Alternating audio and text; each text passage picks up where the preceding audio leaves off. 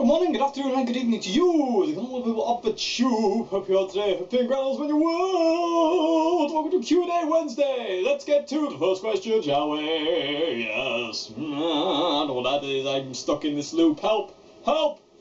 Okay, so question one today is, what do you think of modelling amps? I like modelling amps. Some more than others. I really like the old pod, the kidney bean red one. That's awesome. I really love that. A friend of mine who I go and record music with every now and again, he doesn't actually have an amplifier, he just uses the pod, and you can get some awesome sounds out of that thing. So that's really cool. And another friend of mine used to use a pod a lot to record. Yeah, I really think they're good. I mean, I really want to try the Marshall Code.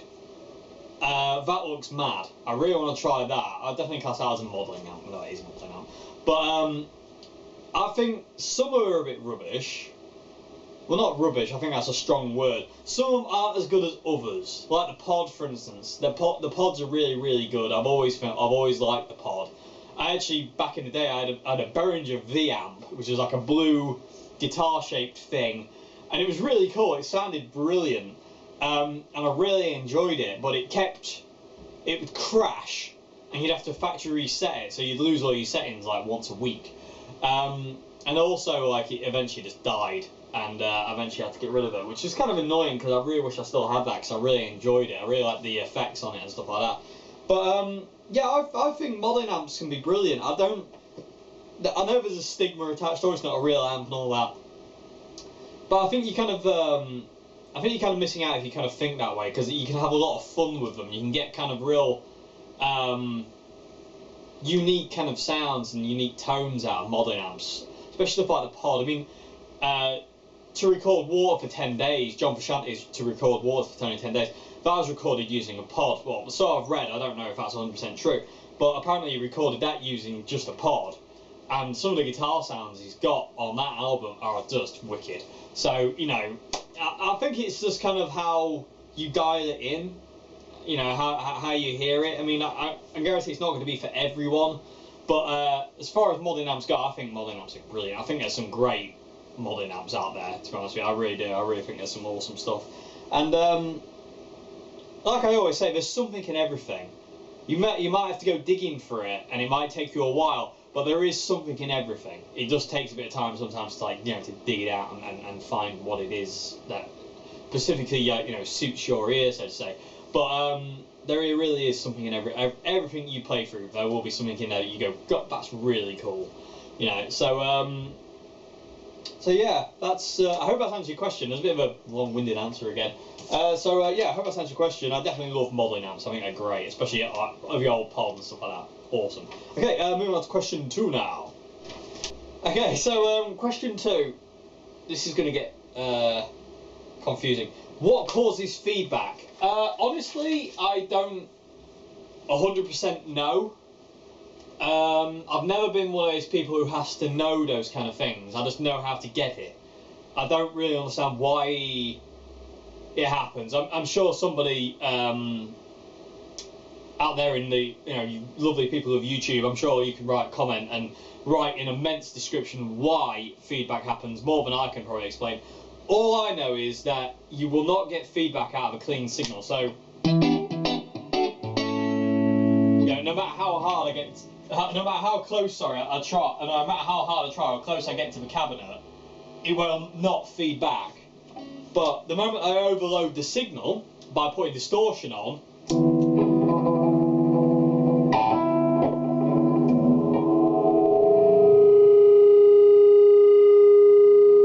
I get feedback. So it has to be on an overloaded signal. It needs to be a distorted signal. It needs to have that kind of, you know, that push, so to say, to feed back. I don't understand why. I'm sure it's something to do with the way the speakers are and the way they react to the pickups and the way the strings react to the pickups and all sorts of electrical. It's like a circuit, basically, feedback. I mean, everything just kind of goes back around. I don't understand the ins and outs of it at all.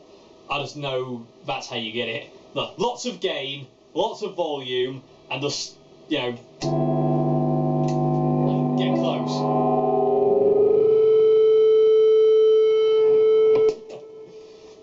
sorry, it's not really an answer. I do apologise.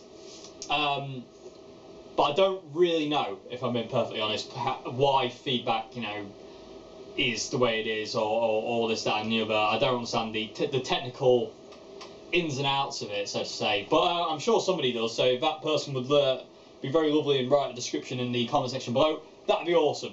So yeah, and then I could read it, and then I would know. But anyway, yeah. But like I said, I'm not really that. You know, I'm not one of those people who kind of needs to know that. I'm quite happy to just kind of like, you know, kick on a distortion pedal and it feeds back, and I don't normally think, you know, why is it doing that? I just kind of like, you know, just kind of go with it, so to say. I hope that's answered your question. Anyway, well, I put off the sheet. There it is. Yeah, as I say, I don't 100% know why feedback is what feedback is, but you know, you can also do it with cameras. You can do visual feedback with cameras. They do it in the Bohemian Rhapsody video, that bit where kind of like, you know, they do that weird kind of trail. Really cool. That's visual. That's visual feedback, so to say. So yeah, I hope that's, you know, answered your question to, you know, to some sort of extent. Probably about that much considering the actual answer. Okay, moving on to question 3 now. Okay, so question 3. Can you show how to connect the CR120 to a cab? And also, do you have a suggestion of a 2x12 cab that can match power and impedance of CR120 head? To answer the second one first, 212 cab. I ain't got much experience in 212 cabs, and I've never really liked 2x12 cabs. But you can get Marshall JCM900 2x12 cabs for really cheap. I bought my 4x12s for $150 each. JCM900 cabs are not very expensive, and plus they got the 75-watt speakers in them. So if you can find a JCM900 212 cab, which are awesome, I used to have one, but it wasn't for me and I sold it. I just didn't like it. It does something in the 212 that I didn't like.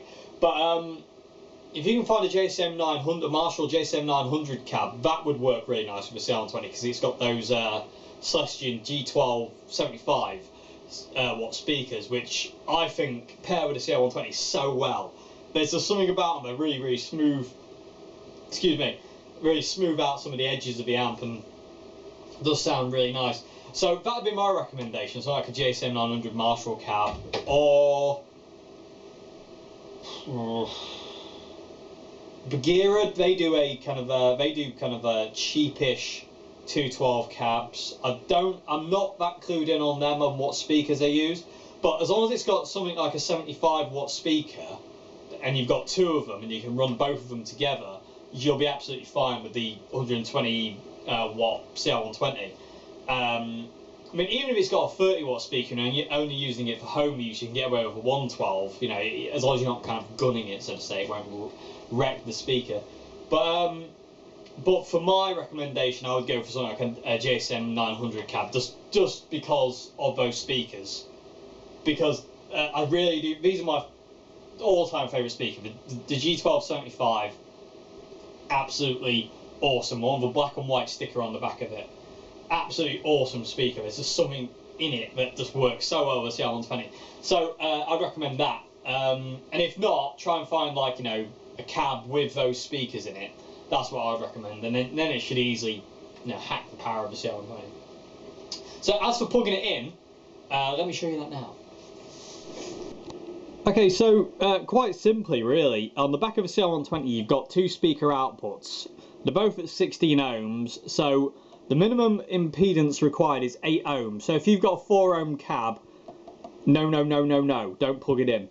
It needs to be an 8 ohm or a 16 ohm cab. I normally run mine at 16. I think it sounds really... Sorry about that, bit of a technical glitch. So yeah, basically, you know, you've got 2 outputs. Basically, pick one of them, depending on what your cab is. Plug your speaker lead in. One thing I can't show you is the back of my Marshall cab, because I can't get to it, because obviously it's behind there. But basically, you just come out of here into the 2 or 1 inputs on the back of your cab.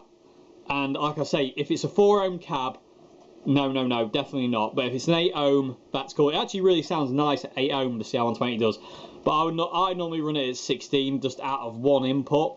but you can also run it into 2 cabs as well. Again, the ohm thing's a black hole. It's quite confusing. You have to kind of dive in, but it's fairly simple. I say you just plug a speaker lead into one of these, into the back of the cabinet, which I don't know if you'll be able to see it, but hopefully you can see.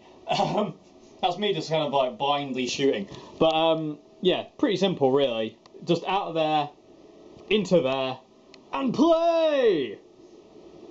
I hope that answers your question. Okay, so I hope that's answered your question. It's fairly straightforward. If you get confused, you know, just refer to the manual that comes with the amp. It tells you in there, you know, the do's and don'ts of that anyway. So, you know, just if I didn't really explain it, and I don't know if you could see the back, but hopefully you could. But it's pretty straightforward. Lead in, lead out. Really not difficult. Okay, so we're moving on to question 4 now. Any tone advice on running MG and CR120 together? I don't really know, because tone is such a subjective thing.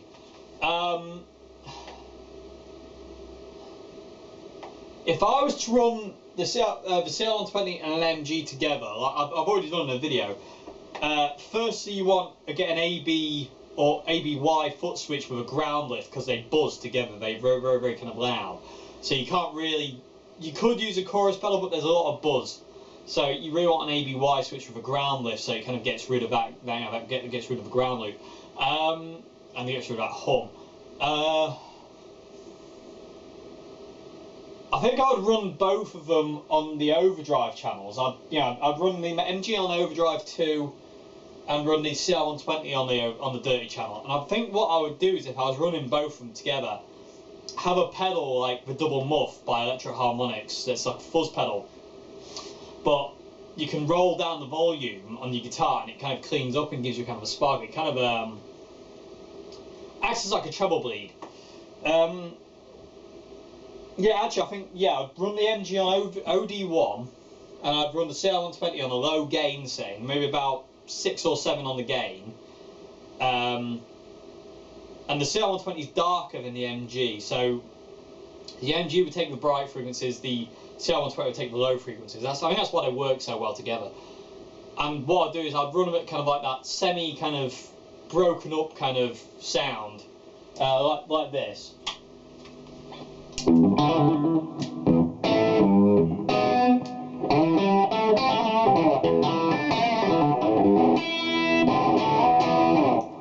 not massively distorted, just kind of like that kind of break-up thing. So I think I would run them both similar kind of gain, so kind of low gain, and then use a pedal, like I say, like the Electro Harmonics double muff, through both of them, to kind of like to push it over the edge when I wanted to push it over the edge. But I wouldn't channel switch, because that'd be a bit of a pig having 2 pedals to channel switch. I mean, you could actually kind of have like a switching system, but that would get confusing.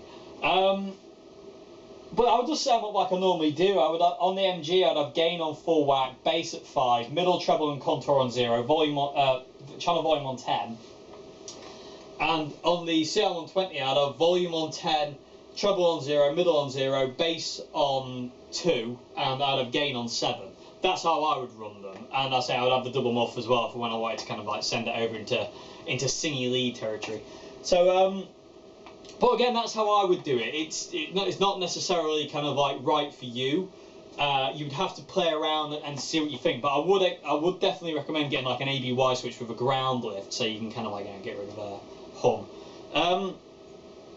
But yeah, tone is such a subjective thing anyway. But I hope I answered your question on that. That's how I would run mine if I had it. If I could run both of them together in stereo, that's how I'd run them. So yeah, moving on to the next question. Okay, so final question of the day today, Q&A Wednesday. Turn it to Frank Sinatra. Not really, but anyway. Question 5. Are there any instruction books for beginners I'd recommend? Yeah, there's quite a few. Well, again, depending on what kind of music you want, again, it's a lot like setting up amps and stuff like that. It's so subjective to kind of like what you want. But tab books are a great way to learn. Chord books, are a great way to learn. And basically just like, you know, for instance, when I first started playing, my favourite bands obviously were Green Day and Offspring. So I got Green Day and Offspring tab books. I couldn't read the tab, but I could read the chord shapes.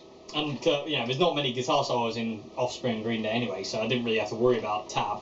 So I would just read these power chord shapes. So I would recommend, like, you find like your favourite band's kind of tab book, and I would buy that, and then you can learn the songs from that. That's what I'd recommend as a beginner. That's how I did it, and I would recommend that highly. Yeah, I'd definitely recommend that. And as you kind of like progress, just kind of like, you know, you can up the ante a bit and get like, you know, more technical with stuff or whatever. So anything of your favourite bands in tab book, I'm sure there will be one, you know, I would go for that. Really, I really would. I'd recommend that highly. And also kind of YouTube lessons on your favourite band, you know, what teaching, like, you know, your favourite songs and whatnot. And you also asked, was there a breakthrough moment where you felt like you were on the next level of guitar? And how long into your playing was this?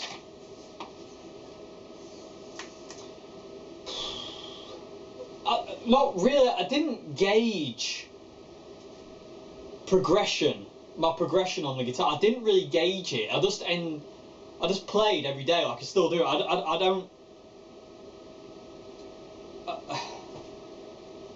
don't know how to word it. I didn't feel there was like a breakthrough moment. There was a couple of moments where I was like a bit more illuminated to the guitar. When I figured out all the notes and these shapes I could use for soloing, and all of a sudden I could span the neck learning to solo, that was like a, oh, the lights came on moment. But it wasn't a kind of, you know, what was it said, sorry. It wasn't like a breakthrough moment. It was more of like an illumination, like an epiphany kind of moment. Like, whoa, that's what that is. That's how you do that. But I never really kept track of where I was. I just played every day, and I just enjoyed playing. I never really kind of thought, like, you know, am I getting better? Is this, you know, am I getting worse or whatever? I never really thought that way, and I still don't. You know, well, maybe if I'm in a bit of a depressed day, I'll think, oh, I'm rubbish. This is terrible. Everything I do is rubbish. But, you know, everyone has those days. There are days where you'll pick up the guitar and it just won't happen, and other days you just have to put the guitar down and say, I'll see you tomorrow. And that's kind of a good thing, to be honest with you. You know, it's good to kind of step away from it every now and again. But as for breakthrough moments, I didn't really, you know, I don't really think of it that way. Really, it's more a case of oh, I learned that song, you know, oh, I can't quite play it, I'll keep practicing it. No real breakthrough. I don't think of things that way, really. It's not really kind of the way I thought of the guitar. It's a lot more kind of like, I just want to play. I didn't really think of it that way. So, yeah, I can't kind of pinpoint exact moments in time, really, where that was kind of like the case. Yeah, sorry, it's not really an answer, is it? Sorry. Yeah, I can't pinpoint a moment. But yeah, I hope that's a question on what you said at the beginning, though. Any instructional books for your favourite band, tab books, go for it. Seriously, it's, you know, they might be a bit wrong in places, but, you know, they'll get you on the right tracks. I would really recommend that for beginners any day of the week. I really would. I've still got all mine. I've got like Jimi Hendrix, Green Day, Offspring, you know, you name it, I've got them. So, Chili Peppers and stuff like that. So, yeah. Anyway, I hope you enjoyed this Q&A Wednesday, and I'll see you again very soon for another video. Have a great morning, afternoon, good evening. Goodbye now.